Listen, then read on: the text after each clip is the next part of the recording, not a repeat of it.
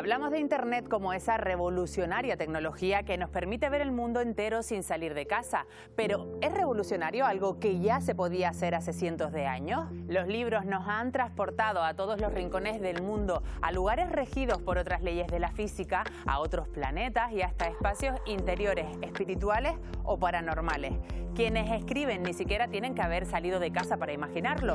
Julio Verne no dio la vuelta al mundo, ni Homero vivió las aventuras de Ulises para volver a Ítaca, pero al leer sus obras nos convertimos en sus protagonistas. Hoy en Canarias Escultura charlamos con Eduardo García Rojas o Rosa María Calaf, con los que intentaremos descifrar lo que ha significado el viaje para la literatura desde la Odisea hasta nuestros días. Todas las aventuras implican un viaje. Ayer se fue. Tomar una decisión y partir, ya sea a los más lejanos confines del universo o a algún sitio mucho más cercano. Lo hizo Frodo, lo hizo Harry, lo hizo Forrest, lo hizo antes que nadie Ulises en la Odisea. La estructura de su viaje se ha repetido en textos y canciones y películas y obras de arte, desde la Biblia hasta La La Land, desde Superman hasta Neo. Todos abandonaron su mundo para conocer un nuevo lugar.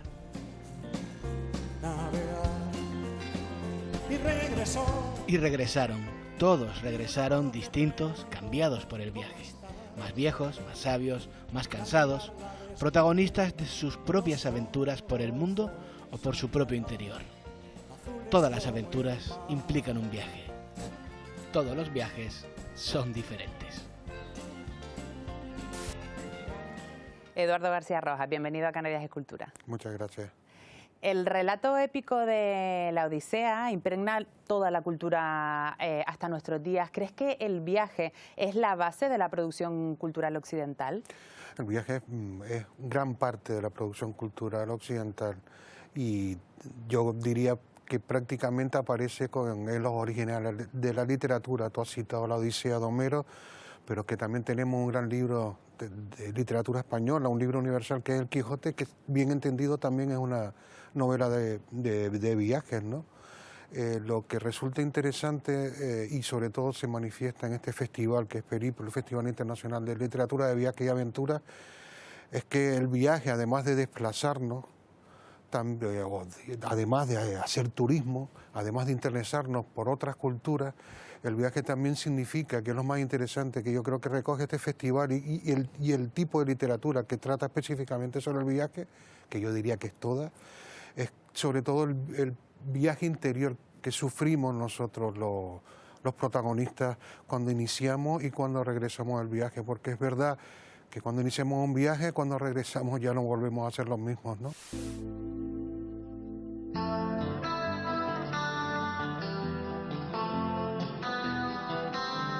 Cuando uno empieza ya no puede acabar, porque descubre otra vida completamente diferente, muchísimo mejor, aunque a veces sea más dura, pero fue una experiencia increíble porque aprendí mucho sobre el mundo y sobre mí misma, que es lo más importante del viaje, ¿no? Es todo lo que descubres y todo lo que conoces durante el camino.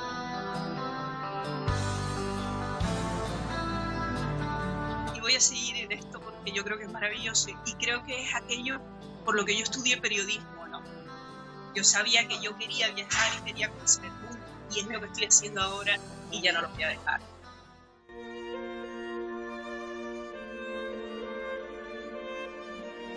Siempre en mis viajes he llevado un diario, siempre me ha gustado escribir y esos diarios pues los he ido guardando a lo largo del tiempo y ahí yo veo que ese material escrito tiene cierto valor literario, me gusta mucho leer y empiezo a darle vueltas a por qué no darle orden a todo esto y publicarlo.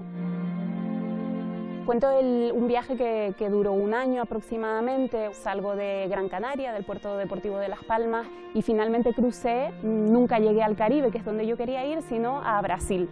Una vez llegué a Brasil, continué el viaje pues haciendo autostop hacia el norte, luego navegando el río Amazonas hasta Perú y luego descubriendo Perú desde las montañas hasta la costa. Agua salada sería toda la aventura por mar, en velero, porque en ese viaje no tomé ningún avión, fue todo por tierra y por mar, y el agua dulce sería por el río Amazonas, toda esa travesía que duró aproximadamente un mes y medio. No todos los días son de fiesta, no todos los días son de color de rosa. Hay experiencias duras.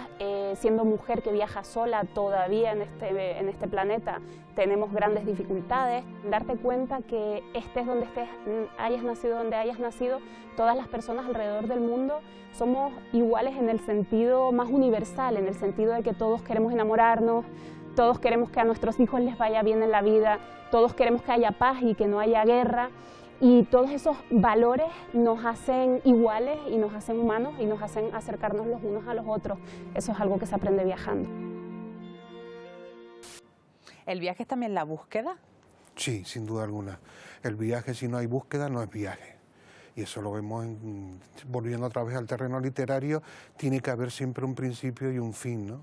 Y en ese principio y en el fin en donde nosotros, los protagonistas, en este caso también los personajes de las novelas y de los cuentos y de las ficciones que protagonicen, también sufren un cambio interior, que para mí es el viaje más interesante que tenemos los seres humanos, que es el viaje que pasamos como personas, ¿no? A un estado de mayor evolución, siempre.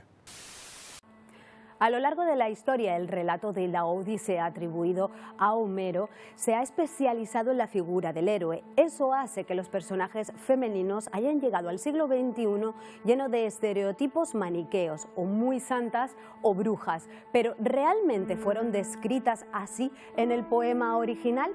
Libros como el que estamos viendo en pantalla de Carmen Estrada, Odiseicas, revisa a las mujeres en la Odisea. Vamos a repasar la historia. Según cuenta la Odisea, llegan a la isla de Ea, donde se encuentra Circe, y Odiseo manda a sus hombres a inspeccionar. Llegan al palacio de Circe, donde ella le va a dar de comer y de beber, pero luego con su varita los convierte en cerdos. No sabemos por qué lo hace, sabemos que es una gran hechicera y pudo sentirse amenazada porque no sabía por qué venían esos hombres. Durante todo ese poema épico, los versos que narran a esa Circe destructiva son solo 23. Luego, ella y Odiseo van a tener una relación de iguales que se narra en 374 versos. En esos versos describe Homero cómo Ulises le pide consejos para casi todo, para entrar y salir del infierno, para esquivar peligros e incluso para hacer nudos marineros. Ella le ayuda, tienen una relación de iguales, pero no es esa la que pasa en la historia. La que pasa en la historia y la que vemos en las representaciones que nos llegan hasta el día de hoy son este tipo de Circe. Vamos a ver esta iconografía a través de la pintura de 1891 de John William Waterhouse. Vemos que pinta a una verdadera reina, lo sabemos porque está en el trono y en el trono hay leones. Eso hace referencia al trono de Salomón, por eso sabemos que es reina.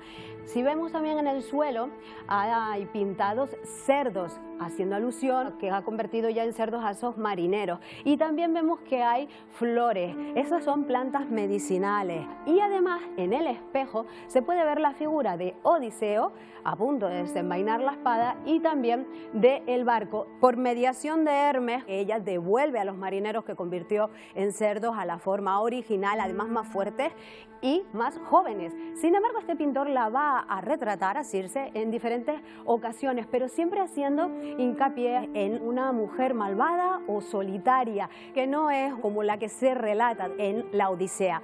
¿Por qué ocurre esto? Bueno, una de las explicaciones que da Carmen Estrada es porque Ovidio, en el siglo VIII de nuestra era, hace la metamorfosis y en ella elige personajes que ya habían salido en la Odisea y los manipula un poco, convirtiéndolos en ese sentido maniqueo que han llegado hasta nuestros días, en mujeres o santas o muy malas. Como sabemos, la cultura judeocristiana va a beber de todas esas fuentes clásicas y acrecienta aún más ese carácter misógino en las representaciones. Y es una pena porque nos hemos perdido en la historia la dimensión que realmente Homero otorgó a Circe. Hablabas del Festival Periplo, del que formas parte desde hace 10 años, desde su nacimiento. ¿Cómo ha sido este viaje de una década?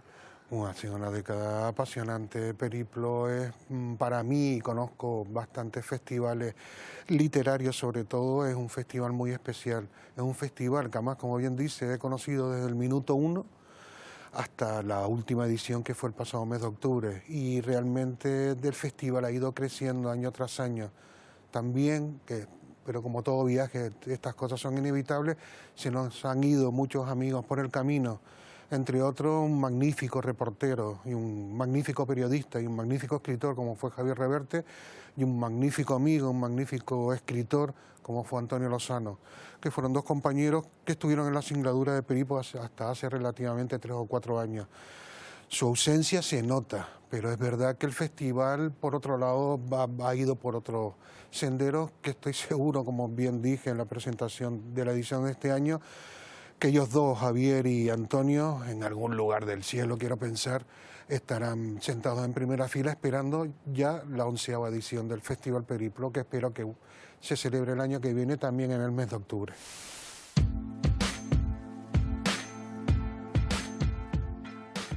Entender el viaje no solo como un recorrido, sino como una experiencia de transformación personal, generando espacios para que esas vivencias puedan ser contadas y compartidas. Eso es Periplo, el Festival Internacional de Literatura de Viajes y Aventuras de Puerto de la Cruz, que nace en 2013. Escritores, viajeras y viajeros y amantes de la lectura se dan cita en un lugar emblemático, el barrio de La Ranilla, el más antiguo de la ciudad y testigo histórico de los primeros viajeros y protagonista de muchos de sus relatos. De esta forma se trata de analizar esa aspiración humana de conocer a través del viaje, sobre la influencia de los flujos migratorios a lo largo de la historia, sobre el papel del viaje en el conocimiento científico y el trasvase de la experiencia viajera hacia el mundo del arte, del turismo y de otros campos, también a través de diferentes actividades paralelas, exposiciones, conciertos, proyecciones, desde debates hasta formación. Contenidos que se abarcan en diferentes secciones, como la dedicada al escritor Antonio Lozano, figura clave para el desarrollo y consolidación de este evento. También presente el legado del escritor Javier Reverte, pioneros en redimensionar el relato del viajero, incidiendo en la empatía y en la realidad del otro. Es por tanto Periplo una travesía de 10 días donde instituciones y ciudadanos participan de forma activa para que este viaje sea cada año más intenso y enriquecedor, generando así una sociedad más justa a través de la cultura.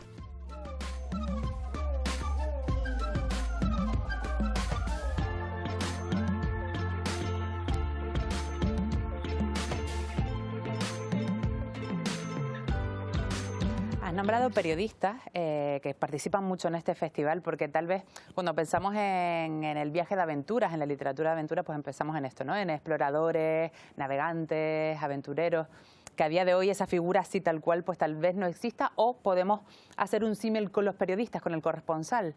Yo creo que sí, que hoy por hoy el periodista, el corresponsal extranjero y sobre todo el que está cubriendo frentes de guerra, hoy desgraciadamente tan cercanas, son hoy por hoy sí los exploradores, los aventureros de antaño, que todavía verlos haylos sin ser periodistas, es decir, gente que espontáneamente sale, y esa gente también participa en el Festival Periplo, que es lo que lo hacen también muy interesante, que son los espontáneos, pero hoy por hoy, como bien dice, creo que son los corresponsales extranjeros y sobre todo el corresponsal de guerra, el que de alguna manera sustituye al antiguo aventurero tal y como lo conocíamos. Que yo creo que también tiene algo de aventurero, ¿no? Digo, y de periodista, el aventurero de antaño, porque yo estoy pensando en uno de los más grandes, que fue Stanley, el que descubrió al doctor Livingstone. El doctor Livingstone, supongo, era periodista y también fue explorador, ¿no?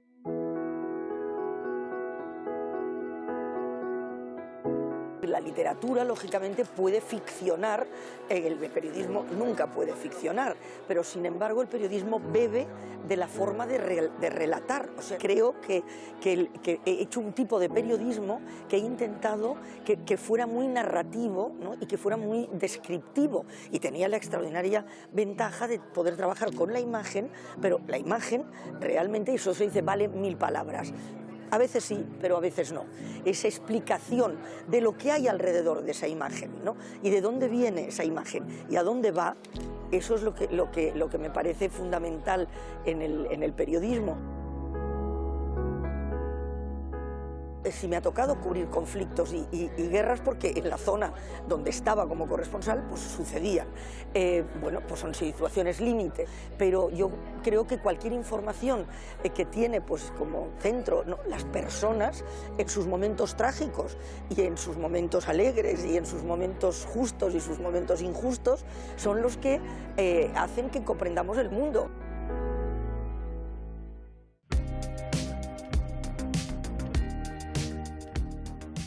Un festival como Periplo es un punto de encuentro esencial, porque cada vez hay menos, cada vez pensamos que con las pantallas es suficiente, cuando realmente el contacto personal y el mirarse a la cara y a los ojos es fundamental. Va al hecho de acercarnos a lo que es distinto, y de lo que es distinto es de lo que siempre vamos a aprender, nunca vamos a aprender de lo que es igual.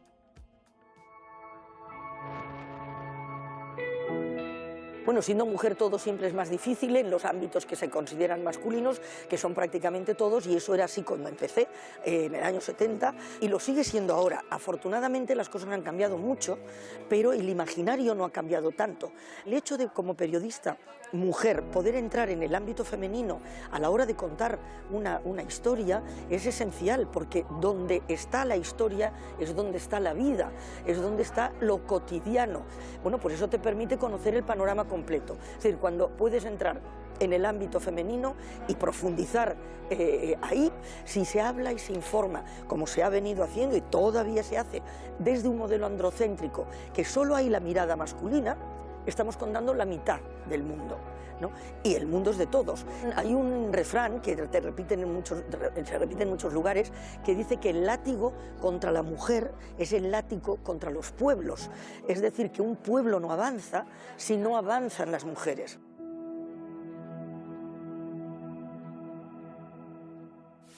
Los periodistas viajan por el mundo contando qué ocurre y le prestan especial atención a unos viajes que no son placenteros, que son los viajes forzosos a los que le prestan especial atención en Periplo.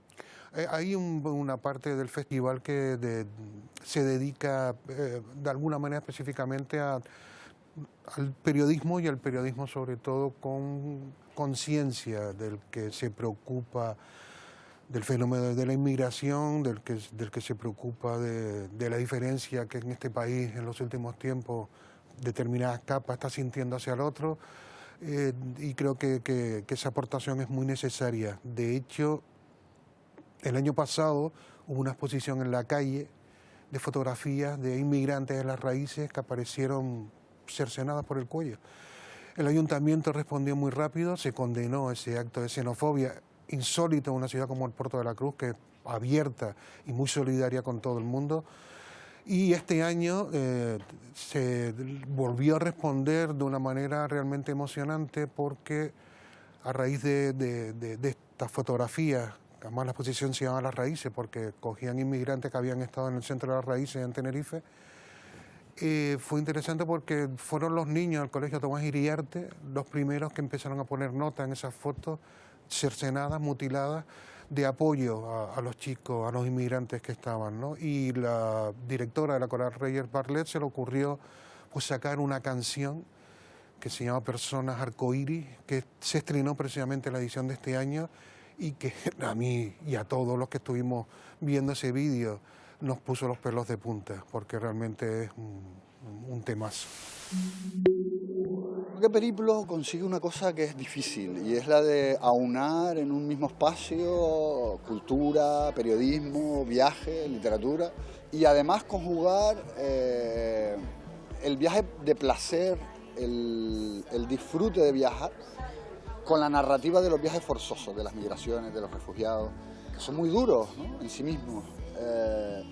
Y hay un elemento que flota, ¿no?, en torno a Periplo, en el que es la denuncia de un sistema muy injusto, de un mundo en el que hay una violencia muy dura, ¿no?, contra las personas migrantes, y al mismo tiempo tenemos la misma capacidad de sentarnos y disfrutar de la experiencia de viajar de otros. Yo creo que Periplo consigue que fluya de alguna manera eso.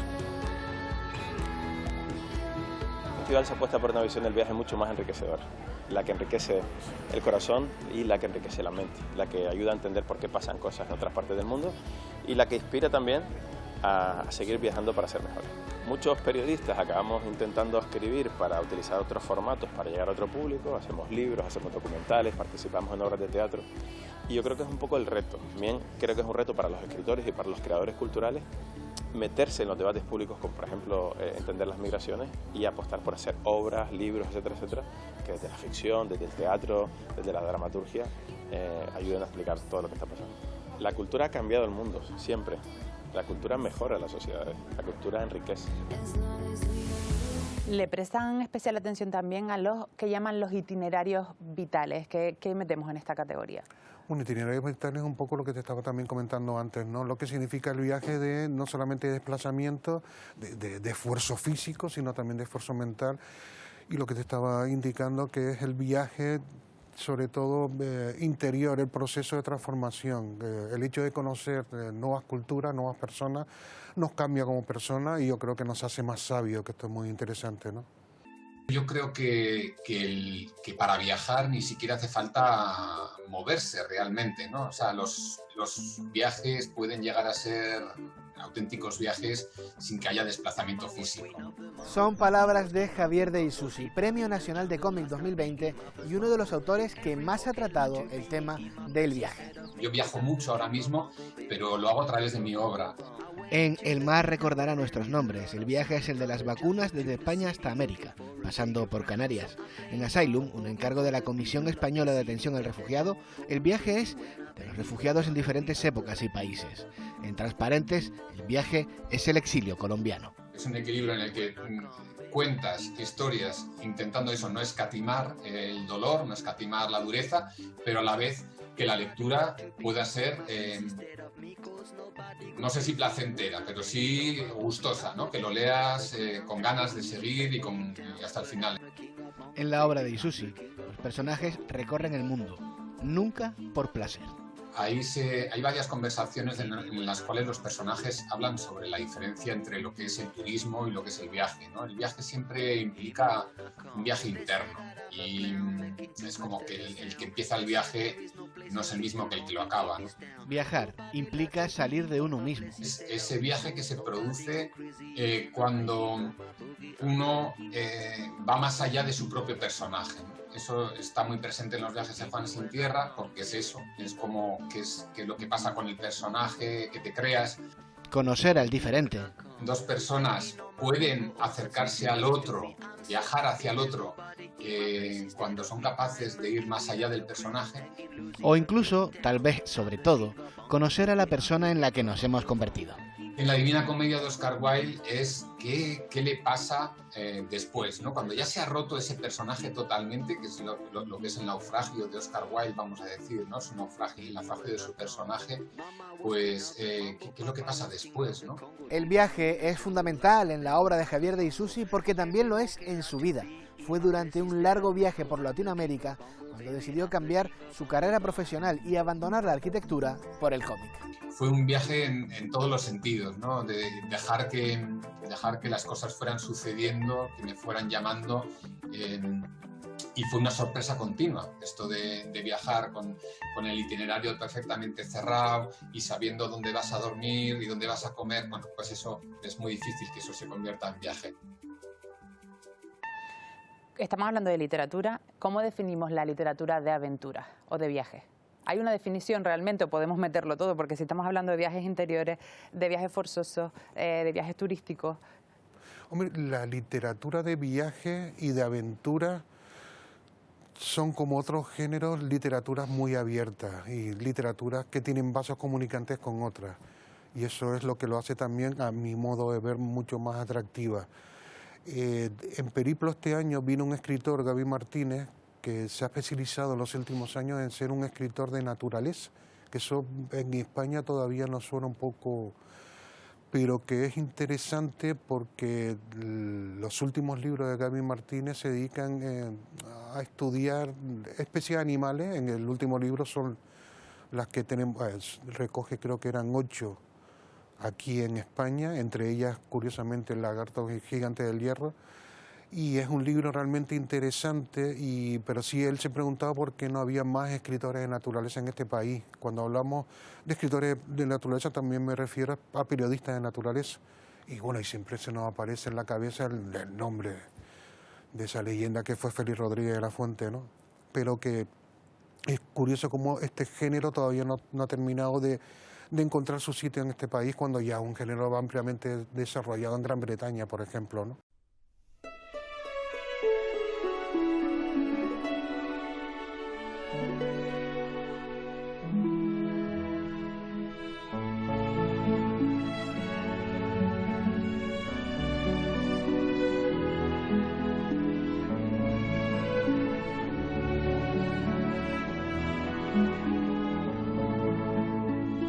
Son viajes literarios, pero no piensen que estamos todo el viaje hablando únicamente de libros. El libro es la excusa para lanzarnos a descubrir la época, los lugares. Hay personas que vienen que han leído toda la obra de Jane Austen, que es cortita, y hay personas que en absoluto.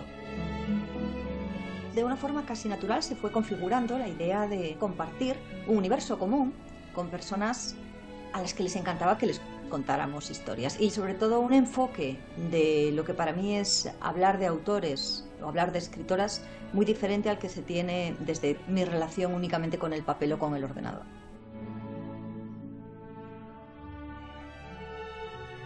Toda la campiña es muy bonita, solemos ir en otoño, que es el momento además en el que las hojas cambian, en el que se produce una luz dorada espectacular.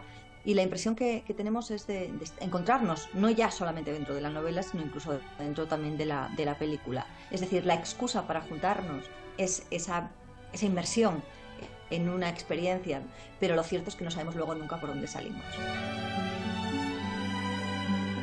El de Kenia nos lleva a visitar el entorno en el que escribió y vivió Karen Blixen, Memorias de África, y el de Rusia, que por desgracia ahora mismo pues está congelado sine die, seguía una de mis novelas, la que ganó el premio Azorín, Llamadme Alejandra, desde los Urales hasta el oeste, pasando por Moscú, por San Petersburgo. Es decir, intentábamos reconstruir o seguir los pasos de los últimos zares.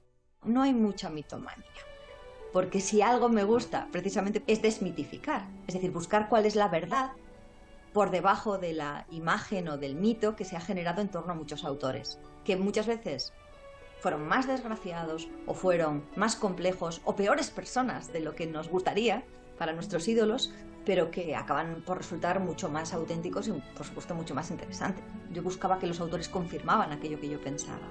En cambio, ahora lo que busco es que me enseñen aquello que yo no sé.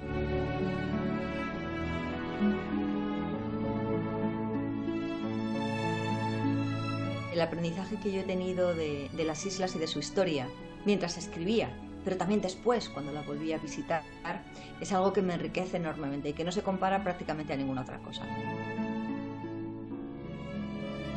Muchas veces en casa nada cambia. Un día es igual que otro y tiene la misma inquietud que el anterior y que el siguiente. Sin embargo, un periodo, un paréntesis con un viaje, nos devuelve a una realidad en la que de pronto la casa se nos ha quedado pequeña, o en la que de pronto nos damos cuenta de que el hábito que teníamos ya no nos satisface, o que tenemos que cambiar de trabajo. El problema, como lo tienen los otros géneros de la literatura de viaje y de aventura, que yo no las pondría iguales, aunque tengan muchas cosas que ver, es que son géneros, como bien te dije antes, que se comunican con otros, y es lo que hace grande a la literatura de viaje. Y en este sentido me refiero a la literatura de viajes porque tenemos una literatura de viaje que cuenta el viajero o viajera cuenta su experiencia en otros países del mundo, o incluso puede ser de Canarias, que también hemos llevado compañeros que han venido aquí y da su visión personal del archipiélago, como puede ser también la aventura que nos cuenta una tercera persona, ¿no?, en torno a ese viaje, que es lo que lo hace también, a mi modo de ver, tan interesante este género literario, y que explica en gran parte, además de los invitados que se lleva, el éxito que tiene el Festival Periplo de público, que son muy, muy, muy significativos. Es un festival de carácter literario, ¿no?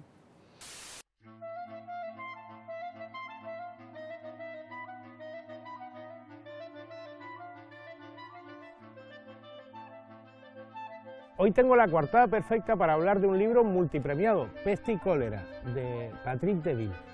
Peste y cólera gira en torno a la biografía de Alexandre Yersin, francés de origen suizo, un eminente médico y bacteriólogo, pero también un notable viajero y explorador entre finales del siglo XIX y mediados del siglo XX. Yersin es famoso por ser el inventor de la vacuna contra la peste bubónica, de cuyo patógeno había sido descubridor unos años antes. De hecho, el patógeno de Marra se llama Yersinia pestis. Pero además de todo eso fue un incansable viajero. Se enroló como médico en la Marina Mercante visitando lugares como Hong Kong, Bombay, Adén o Madagascar, hasta que se enamoró de lo que entonces se llamaba Indochina. Exploró zonas de la selva vietnamita, hasta entonces desconocidas para Occidente, fundó colonias, dirigió el Instituto Pasteur de Nha Trang y, bueno, entre otras cosas, introdujo en ese territorio el cultivo del caucho y del árbol del quino, cuya producción utilizaría luego para luchar contra la malaria. El propio Patrick Deville, el autor de este libro, es un viajero infatigable y nos tiene acostumbrados a viajar con él a través de libros como Ecuatoria, Viva o Tabataba. Pero por su brevedad y por el interés de lo que cuenta, Peste y cólera puede ser el vehículo perfecto para introducirnos en ese universo narrativo lleno de exotismo.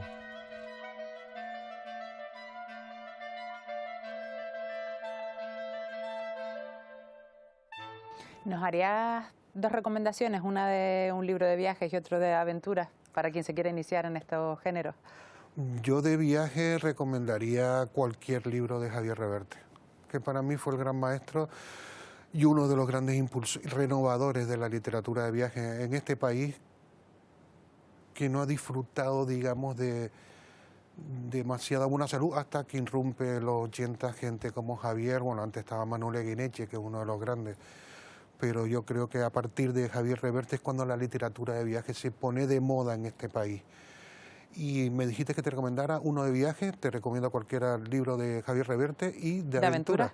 De aventura yo recomendaría, porque es un escritor por el que tengo bastante debilidad, y también la tenía Javier Reverte, no es por nada, que es Robert Louis Stevenson, y está para mí su novela capital, que es La isla del tesoro, que es una novela de aventura y de viaje hacia otra isla, ¿no?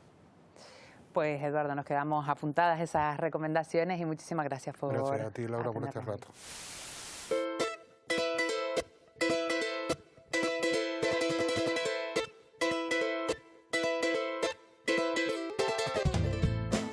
Estar alguien como una caja de turrón, estar permanentemente de viaje. Estar siempre de aquí para allá, de fiesta en fiesta, como las cajas de turrones.